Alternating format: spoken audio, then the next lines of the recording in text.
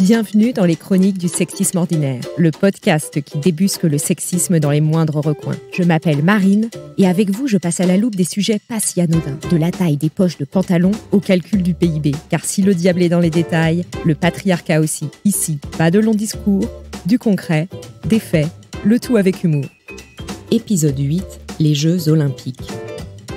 Les JO de Paris 2024 devraient être les premiers Jeux paritaires. Il y aura autant d'hommes que de femmes parmi les athlètes. Victoire, car depuis l'Antiquité, le sport est une activité faite par et pour les hommes. Au cours de l'histoire, les femmes ont été exclues des activités sportives en général et des Jeux Olympiques en particulier. D'où l'idée, encore répandue aujourd'hui, que le sport, c'est un truc de mec.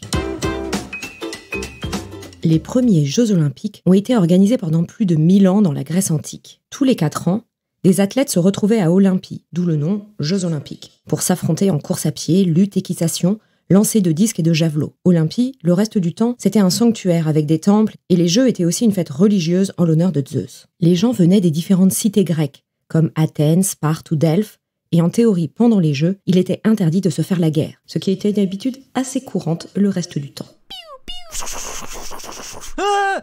On a gagné! Les Jeux antiques étaient l'occasion d'exalter l'appartenance à telle ou telle cité. Oh les champions! On est tous ensemble! C'est le grand jeu! La France le peut! Les cités sont des regroupements de citoyens libres et autonomes qui organisent la vie en communauté, sans roi ni reine. On dit souvent que les Grecs ont inventé la démocratie. Mais ce n'était pas la démocratie pour tout le monde. Il y avait des esclaves et les femmes n'étaient pas reconnues comme citoyennes. Elles ne participaient pas aux décisions. La pratique physique fait pleinement partie de l'éducation des jeunes citoyens grecs, les garçons. L'idée est de ressembler à une statue grecque, un beau gosse tout en muscles.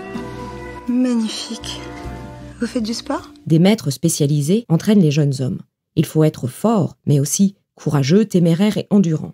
Tout ça pour être un bon soldat et foutre des branlées à l'adversaire dans les guerres entre cités. Sois un homme!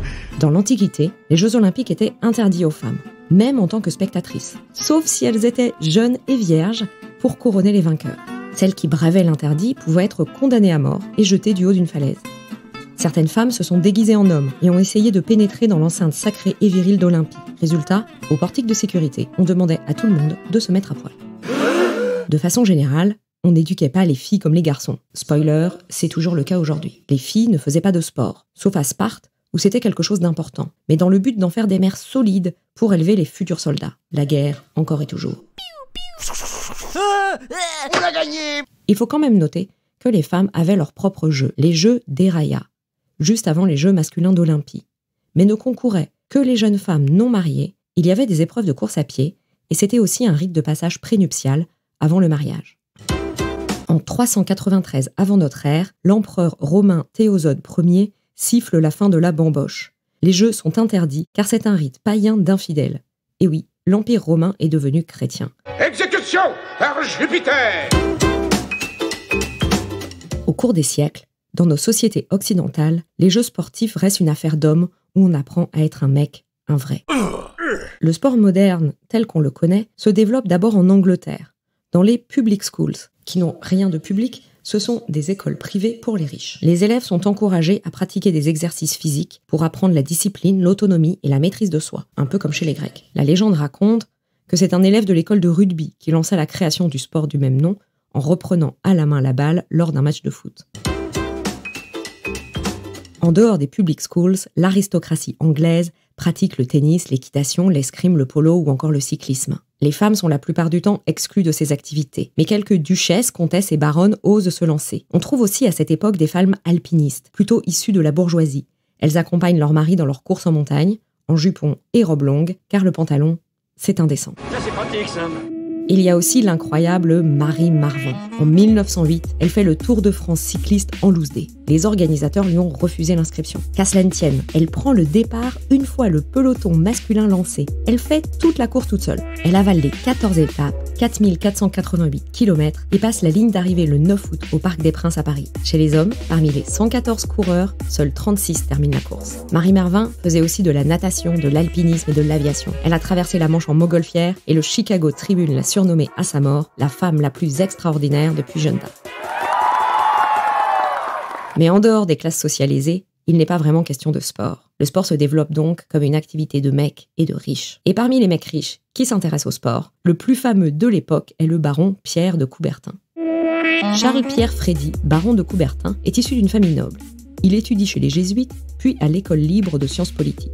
Au cours de ses études, il séjourne en Angleterre. Il fait une sorte d'Erasmus et il découvre la place du sport dans les public schools. Génial, non? Et de retour en France, il milite pour le développement du sport dans l'éducation.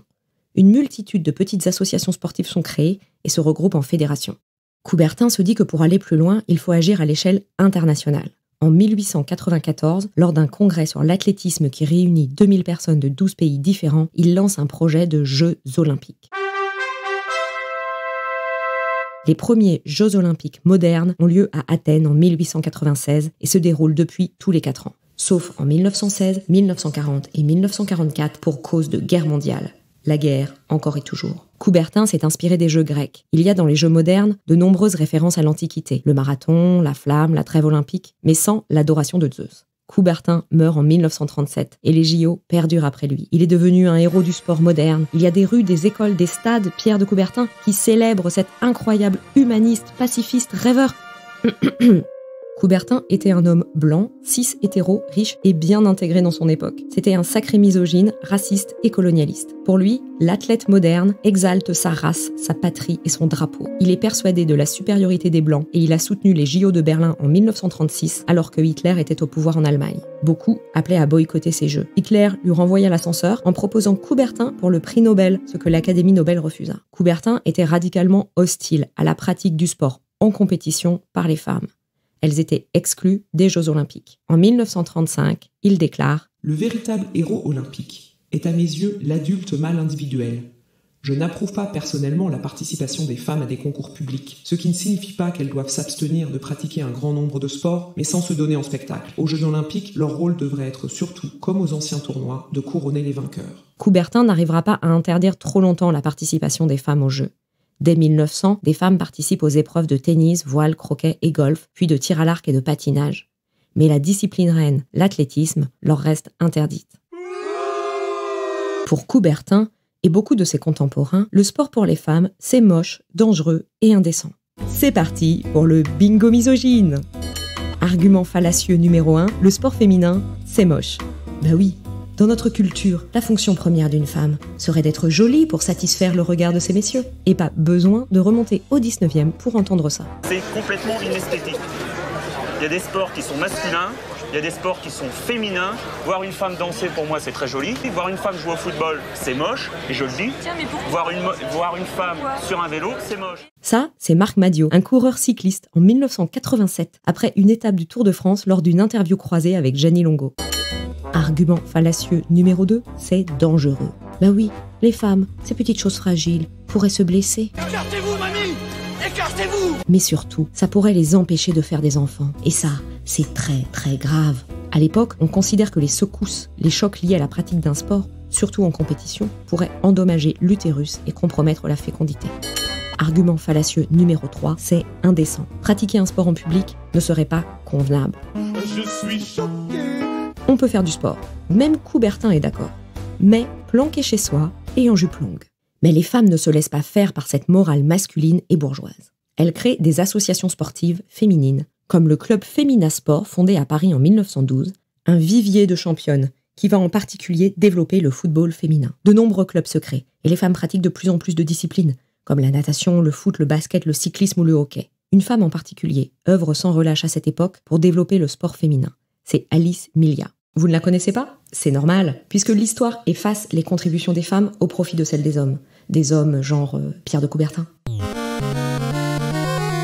Alice Milia est institutrice, et comme Pierre de Coubertin, elle a séjourné en Angleterre où elle fait de l'aviron. Elle ne deviendra pas une grande championne, mais elle va prendre le lead et imposer la présence des femmes dans le sport en compétition.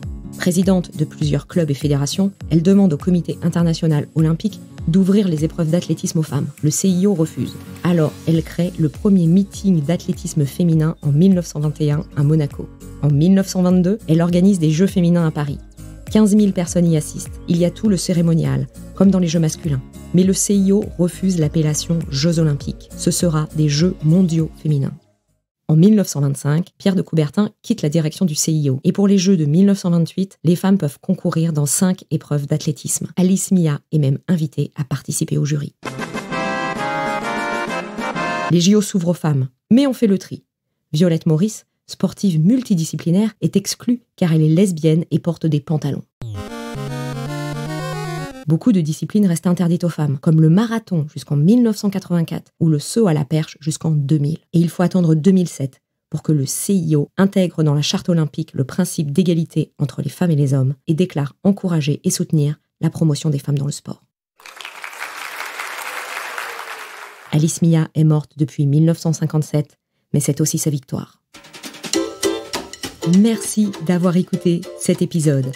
Si vous voulez aller plus loin, je vous recommande Du sexisme dans le sport, le livre de Béatrice Barbus. Elle est sociologue, mais aussi ancienne sportive de haut niveau, et elle a été la seule femme à présider un club de sport collectif masculin professionnel. Il y a aussi le livre Le genre dans l'histoire du sport de Thierry Terret, et plusieurs articles, en particulier dans Femmes ici et ailleurs et dans le hors-série de cet été de Cosette sur le sport. Je vous mets toutes les références dans les notes. On se retrouve bientôt pour débusquer le sexisme dans les moindres recoins. On n'a pas fini de se retrouver, car le patriarcat, c'est comme les maillots après un match, faut bien les laver. La prochaine fois, on parlera des vêtements. Si vous aimez ce podcast, si vous pensez que le monde ne se porterait que mieux si plus de gens l'écoutaient, abonnez-vous dans votre appli de podcast, parlez-en autour de vous et mettez 5 étoiles avec un commentaire gentil de préférence dans Apple Podcast ou Spotify. Vous pouvez aussi nous suivre sur Instagram et vous abonner à la newsletter pour plus de décryptage antisexiste. À bientôt.